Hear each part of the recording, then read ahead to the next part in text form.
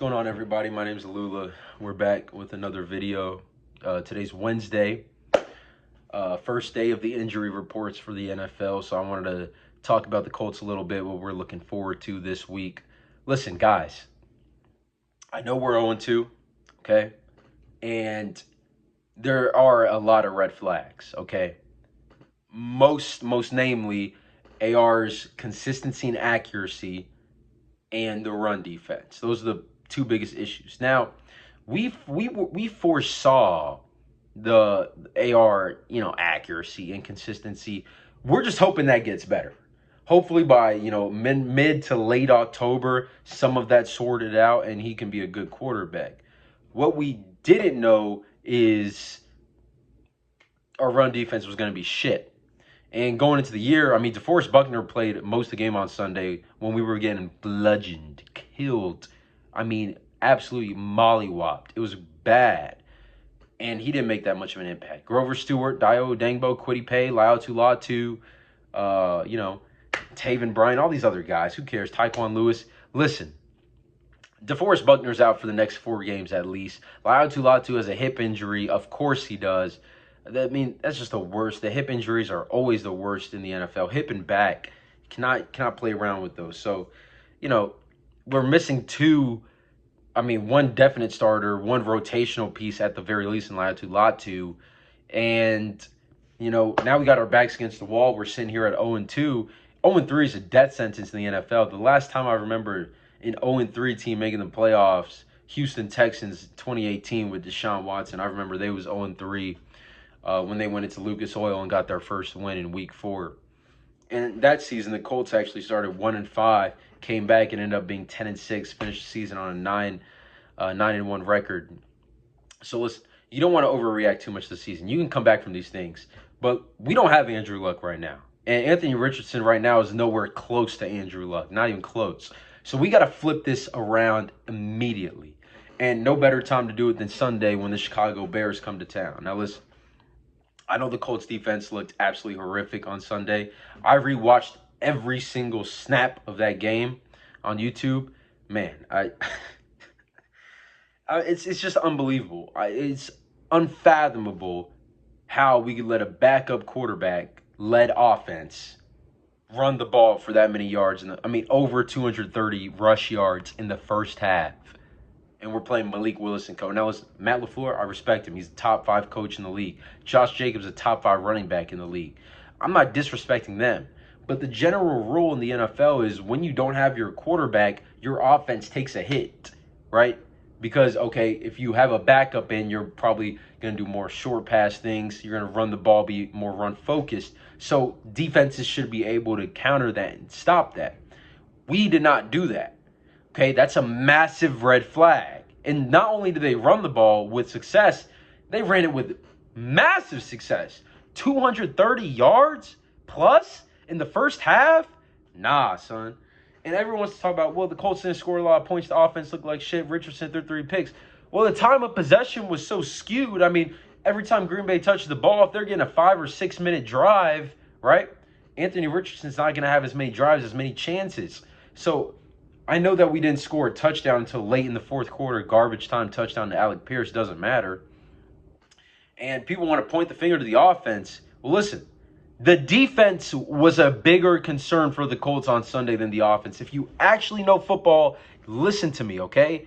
There's no way a backup quarterback led offense, especially a bad backup quarterback. Malik Willis, people thought couldn't play. Matt LaFleur, now he's playing all of a sudden. If a bad quarterback is starting, there should not be any run offense. It should be shut down. You got to make the backup quarterback beat you. We didn't do that. Malik Willis threw the ball like 14 times. He was 12 of 14, passer rating over 100. 1 touchdown, 120 yards. It's insane. And that's just unacceptable. I can accept Anthony Richardson struggling, the offense having some hiccups. I know Steichen's going to get that fixed. I'm not worried about that. What I'm worried about is Gus Bradley's just horrific defensive scheme, his outdated cover 3 Seattle scheme. It's not working, okay? We're getting diced up in the pass and the run. Okay, if we're going to get diced up in the pass, I can accept that. Okay? Not the run. So we got Chicago coming in on Sunday. Bottom 5 offense in the NFL. Caleb Williams looks horrible. Even though I think he's going to be good, he looks like trash. I mean,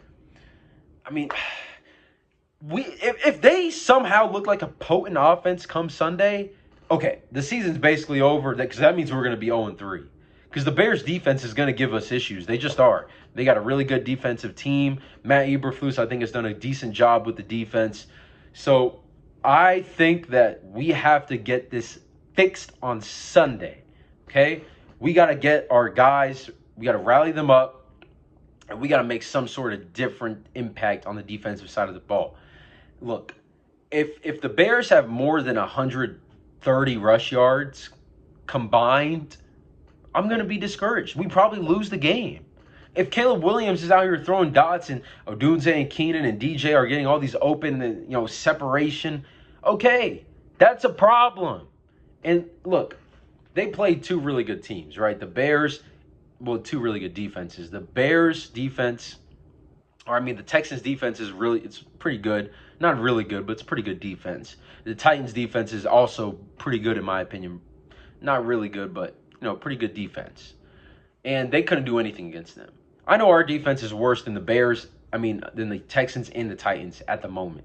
So, if Caleb Williams is out here diming us up and we fall to 0-3 and AR looks terrible, okay, well, season's over. We can't go 0-3.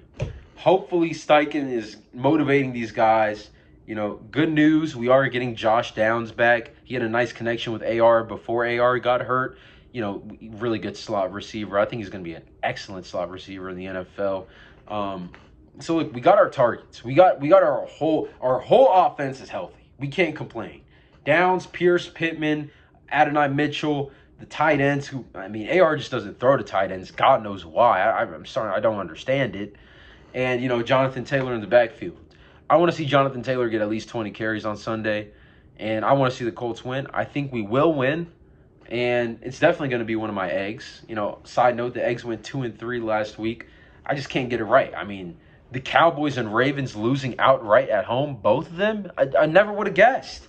So hopefully we have another good week a better week, I should say, on the eggs. And that's about it. I'm pissed off as a Colts fan, but it's early in the season.